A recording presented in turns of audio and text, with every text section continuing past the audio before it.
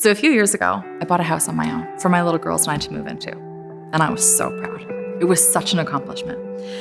I bought it from the people who had actually owned it since the house was built. So you can imagine that after many, many generations, there was a lot of work that needed to be done on the inside.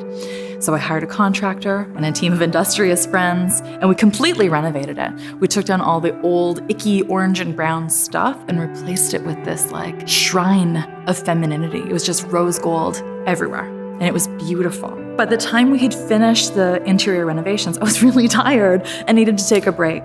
So I ignored my neighbors on either side of me when they told me that there was a highly invasive vine growing along the back fence and across the back deck.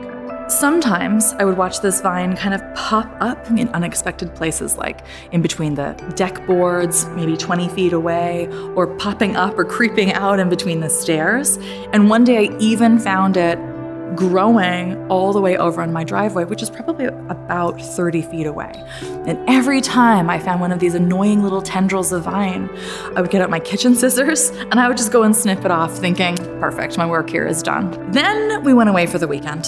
And when we came back, I realized this vine had all but swallowed my picnic table. It had completely usurped our back deck, and I knew then in that moment that it was really time to address the problem.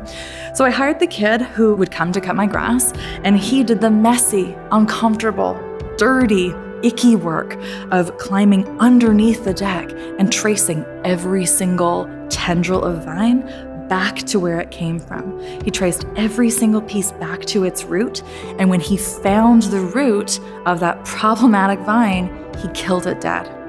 And after that, the vine was so much more manageable. Even if I did have the vine growing in other places, I knew exactly where it came from and I was able to get on top of it much more easily. And then I thought to myself, this is a perfect metaphor for the emotional work that we do in our lives. You know, sometimes we feel like we've done all the work, or we're tired, we're just kind of getting by. And still, we keep noticing the same behavior patterns popping up over and over again. We think they're unrelated, but when we get really clear on what's happening, we notice we keep attracting bad relationships, we enter terrible business deals, we tend to sabotage friendships, whatever it is. The same seemingly unrelated behavior keeps popping up over and over and over again. And it's up to us to do that messy, dirty, uncomfortable work of tracing every single one of those emotions back to its source. And when we get very clear on what the root problem is, we can start to identify what that feeling is. We can start to change the story we've been telling ourselves and really start to make it our own. Rockefeller said that emotional intelligence is the most underrated success trait in entrepreneurship. And the same is true for the teams that we work on, the teams that we play on, our intimate partnerships, our business partnerships, and in our parenting.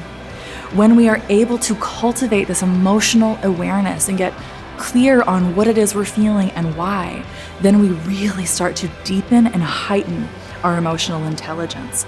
And when we heighten our emotional intelligence, that's when we can find clarity in what we want, confidence in who we are, and the courage to stay true to both.